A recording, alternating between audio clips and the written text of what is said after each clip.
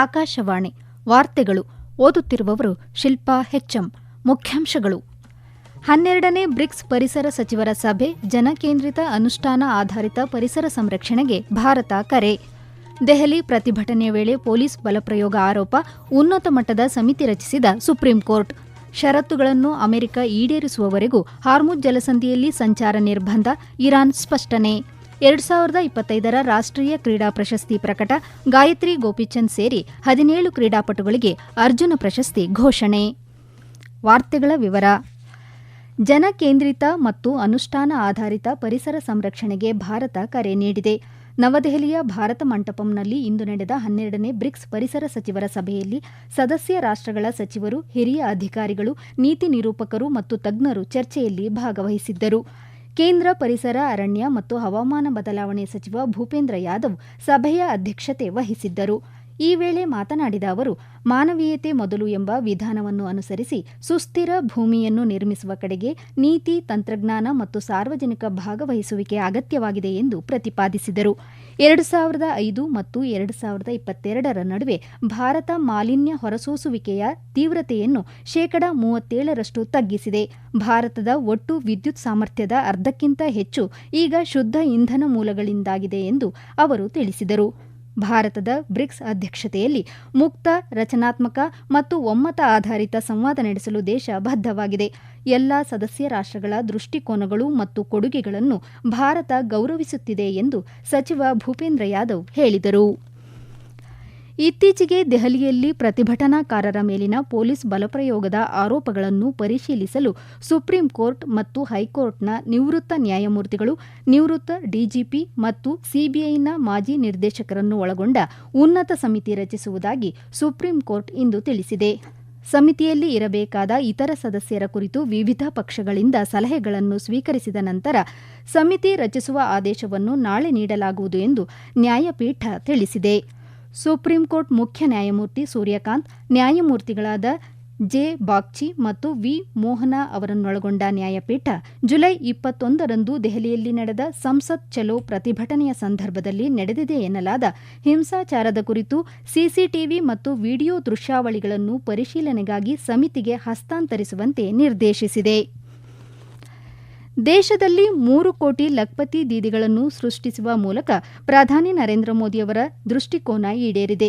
ಅಲ್ಲದೆ ಈಗ ಸರ್ಕಾರ ಹೆಚ್ಚುವರಿಯಾಗಿ 3 ಕೋಟಿ ಲಖ್ಪತಿ ದೀದಿಗಳನ್ನು ಸೃಜಿಸುವ ಗುರಿ ಹೊಂದಿದೆ ಎಂದು ಕೇಂದ್ರ ಕೃಷಿ, ರೈತ ಕಲ್ಯಾಣ ಮತ್ತು ಗ್ರಾಮೀಣಾಭಿವೃದ್ಧಿ ಸಚಿವ ಶಿವರಾಜ್ ಸಿಂಗ್ ಚೌಹಾಣ್ ತಿಳಿಸಿದ್ದಾರೆ. ರಾಜಸ್ಥಾನದ ಬರಾನ್ನಲ್ಲಿ ಇಂದು 1,258 ಕೋಟಿ ರೂಪಾಯಿ ಮೌಲ್ಯದ ವಿವಿಧ ಅಭಿವೃದ್ಧಿ ಯೋಜನೆಗಳಿಗೆ ಉದ್ಘಾಟನೆ ಮತ್ತು ಶಂಕುಸ್ಥಾಪನೆ ನೆರವೇರಿಸಿದ ನಂತರ ಕಾರ್ಯಕ್ರಮ ಉದ್ದೇಶಿಸಿ ಮಾತನಾಡಿದ ಅವರು, ಸ್ವಯಂ ಉದ್ಯೋಗವನ್ನು ಬೆಂಬಲಿಸಲು ಮಹಿಳೆಯರಿಗೆ ಇದುವರೆಗೆ 13,461 ಕೋಟಿ ರೂಪಾಯಿಗಳನ್ನು ಒದಗಿಸಲಾಗಿದೆ ಎಂದು ಮಾಹಿತಿ ನೀಡಿದರು. ಗ್ರಾಮೀಣ ಪ್ರದೇಶದ ಬಡ ಕುಟುಂಬಗಳು ತಮ್ಮದೇ ಸ್ವಂತ ಮನೆಯನ್ನು ಹೊಂದಲು ಪ್ರಧಾನಮಂತ್ರಿ ಆವಾಸ್ ಯೋಜನೆ ಅಡಿಯಲ್ಲಿ ಹಲವಾರು ಬದಲಾವಣೆಗಳನ್ನು ಪರಿಚಯಿಸಲಾಗಿದೆ. ಪರಿಷ್ಕೃತ ನಿಬಂಧನೆಗಳ ಅಡಿಯಲ್ಲಿ ದ್ವಿಚಕ್ರ ವಾಹನ ಹೊಂದಿರುವ ಮಹಿಳೆಯರು ಮತ್ತು ಮಾಸಿಕ 15,000 ರೂಪಾಯಿ ಗಳಿಸುವವರು ಸಹ ಈ ಯೋಜನೆಗೆ ಅರ್ಹರಾಗಿರುತ್ತಾರೆ. ಅಲ್ಲದೆ ನೀರಾವರಿ ಅಲ್ಲದ 5 ಎಕರೆ ಭೂಮಿ ಅಥವಾ 2.5 ಎಕರೆ ನೀರಾವರಿ ಭೂಮಿ ಹೊಂದಿರುವ ರೈತರೂ ಸಹ ಮನೆ ನಿರ್ಮಾಣಕ್ಕೆ ಆರ್ಥಿಕ ಸಹಾಯ ಪಡೆಯಲು ಅರ್ಹರಾಗಿರುತ್ತಾರೆ ಎಂದು ಸಚಿವ ಶಿವರಾಜ್ ಸಿಂಗ್ ಚೌಹಾಣ್ ವಿವರಿಸಿದ್ದಾರೆ. ಯುದ್ಧದ ವಿಕಸನಗೊಳ್ಳುತ್ತಿರುವ ಸ್ವರೂಪವು ಸಶಸ್ತ್ರ ಪಡೆಗಳಿಗೆ ಉದಯೋನ್ಮುಖ ತಂತ್ರಜ್ಞಾನಗಳ ತ್ವರಿತ ಹೊಂದಾಣಿಕೆ ಮತ್ತು ಏಕೀಕರಣವನ್ನು ಕಡ್ಡಾಯಗೊಳಿಸಿದೆ ಎಂದು ಭಾರತೀಯ ಸೇನಾ ಉಪಮುಖ್ಯಸ್ಥ lieutenant general Rahul R Singh ಹೇಳಿದ್ದಾರೆ. ನವದೆಹಲಿಯಲ್ಲಿಂದು ಭಾರತೀಯ ಸೇನೆ ಆಯೋಜಿಸಿದ್ದ ಕಣ್ಗಾವಲು ಮತ್ತು ಎಲೆಕ್ಟ್ರೋ ಆಪ್ಟಿಕ್ಸ್ ಕುರಿತ ಸಂವಾದ ಉದ್ದೇಶಿಸಿ ಮಾತನಾಡಿದ ಅವರು, ಯುದ್ಧವು ವಿಶೇಷವಾಗಿ 2020ರಿಂದ ತ್ವರಿತ ಮತ್ತು ತೀವ್ರ ರೂಪಾಂತರಕ್ಕೆ ಒಳಗಾಗಿದೆ ಎಂದರು.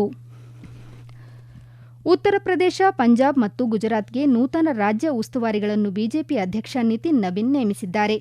ವಿನೋದ್ ತಾವ್ಡೆ ಅವರನ್ನು ಉತ್ತರ ಪ್ರದೇಶದ ಉಸ್ತುವಾರಿಯಾಗಿ ಹಾಗೂ ಜಗದೀಶ್ ಈಶ್ವರ ಭಾಯಿ ಅವರನ್ನು ಸಹ ಪ್ರಭಾರಿಯಾಗಿ ನೇಮಿಸಲಾಗಿದೆ.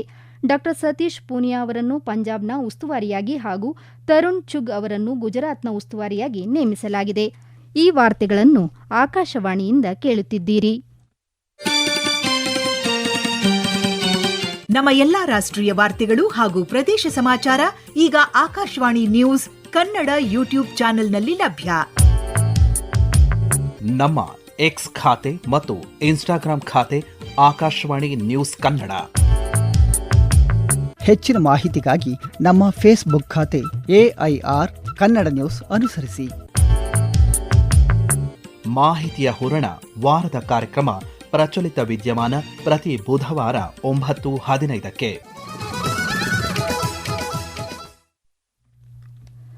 ಅಮೆರಿಕದೊಂದಿಗೆ ಸಹಿ ಮಾಡಲಾದ 14 ಅಂಶಗಳ ತಿಳುವಳಿಕೆ ಒಪ್ಪಂದದ ಎಲ್ಲಾ ಷರತ್ತುಗಳನ್ನು ಸಂಪೂರ್ಣವಾಗಿ ಈಡೇರಿಸುವವರೆಗೆ ಹಾರ್ಮುಜ್ ಜಲಸಂಧಿಯಲ್ಲಿ ಹಡಗುಗಳ ಸಂಚಾರವನ್ನು ನಿರ್ಬಂಧಿಸಲಾಗುವುದು ಎಂದು ಇರಾನ್ ಸ್ಪಷ್ಟಪಡಿಸಿದೆ. ತನ್ನ ಮೇಲಿನ ವಿದೇಶಿ ನಿರ್ಬಂಧಗಳನ್ನು ಸಂಪೂರ್ಣವಾಗಿ ಹಿಂಪಡೆಯಬೇಕು ಹಾಗೂ ಮಿಲಿಟರಿ ಕಾರ್ಯಾಚರಣೆಗಳನ್ನು ತಕ್ಷಣವೇ ನಿಲ್ಲಿಸಬೇಕು ಎಂದು ಇರಾನ್ ಷರತ್ತು ವಿಧಿಸಿದೆ. ಈ ಷರತ್ತುಗಳು ಈಡೇರಿದರೆ ಮಾತ್ರ ಜಲಸಂಧಿಯನ್ನು ಮುಕ್ತಗೊಳಿಸುವುದಾಗಿ ಇರಾನ್ ತಿಳಿಸಿದೆ.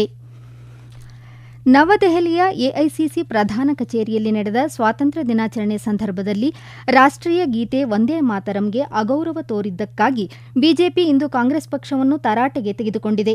ನವದೆಹಲಿಯಲ್ಲಿಂದು ಪತ್ರಿಕಾಗೋಷ್ಠಿ ಉದ್ದೇಶಿಸಿ ಮಾತನಾಡಿದ ಬಿಜೆಪಿ ವಕ್ತಾರ ರವಿಶಂಕರ್ ಪ್ರಸಾದ್, ರಾಷ್ಟ್ರೀಯ ಗೀತೆಯನ್ನು ಗೌರವಿಸಲು ಸಾಧ್ಯವಾಗದಿದ್ದಾಗ ಸ್ವಾತಂತ್ರ್ಯ ಚಳವಳಿಯ ರಕ್ಷಕರಾಗಿ ಏಕಸ್ವಾಮ್ಯವನ್ನು ಪ್ರತಿಪಾದಿಸುವುದನ್ನು ಕಾಂಗ್ರೆಸ್ ಪಕ್ಷ ನಿಲ್ಲಿಸಬೇಕು ಎಂದು ಹೇಳಿದ್ದಾರೆ. ಭಾರತೀಯ ವಿಶಿಷ್ಟ ಗುರುತಿನ ಚೀಟಿ ಪ್ರಾಧಿಕಾರ UIDAI ದೇಶಾದ್ಯಂತ ಶಾಲಾ ಮಕ್ಕಳಿಗೆ 2 ಕೋಟಿಗೂ ಹೆಚ್ಚು ಬಯೋಮೆಟ್ರಿಕ್ ನವೀಕರಣಗಳನ್ನು ಪೂರ್ಣಗೊಳಿಸುವ ಮೂಲಕ ಕಡ್ಡಾಯ ಬಯೋಮೆಟ್ರಿಕ್ ನವೀಕರಣಗಳಿಗಾಗಿ ತನ್ನ ರಾಷ್ಟ್ರವ್ಯಾಪಿ ಅಭಿಯಾನದಲ್ಲಿ ಪ್ರಮುಖ ಮೈಲುಗಲ್ಲು ಸಾಧಿಸಿದೆ. ಕಳೆದ ವರ್ಷ ಸೆಪ್ಟೆಂಬರ್ನಲ್ಲಿ ಪ್ರಾರಂಭಿಸಲಾದ ವಿಶೇಷ ಅಭಿಯಾನ ಈಗ 1,56,000ಕ್ಕೂ ಹೆಚ್ಚು ಶಾಲೆಗಳನ್ನು ಒಳಗೊಂಡಿದೆ. ಶಾಲಾ ಮಕ್ಕಳು ತಮ್ಮ ಆಧಾರ್ ಬಯೋಮೆಟ್ರಿಕ್ ಅನ್ನು ಪೂರ್ಣಗೊಳಿಸಲು ಇದು ಅನುವು ಮಾಡಿಕೊಡುತ್ತದೆ. ಜೈಲಿನಲ್ಲಿರುವ ಪಾಕಿಸ್ತಾನದ ಮಾಜಿ ಪ್ರಧಾನಿ ಇಮ್ರಾನ್ ಖಾನ್ ಅವರನ್ನು ಮುಂದಿನ ಕೆಲವು ದಿನಗಳಲ್ಲಿ ಸಮಗ್ರ ವೈದ್ಯಕೀಯ ಪರೀಕ್ಷೆಗಾಗಿ ಇಸ್ಲಾಮಾಬಾದ್ನ ಶಿಫಾ ಅಂತಾರಾಷ್ಟ್ರೀಯ ಆಸ್ಪತ್ರೆಗೆ ವರ್ಗಾಯಿಸುವಂತೆ ಪಾಕಿಸ್ತಾನ ಸುಪ್ರೀಂಕೋರ್ಟ್ ಇಂದು ಅಧಿಕಾರಿಗಳಿಗೆ ಆದೇಶಿಸಿದೆ. ಕೇಂದ್ರ ಸರ್ಕಾರ 2025ರ ರಾಷ್ಟ್ರೀಯ ಕ್ರೀಡಾ ಪ್ರಶಸ್ತಿಗಳನ್ನು ಘೋಷಿಸಿದೆ.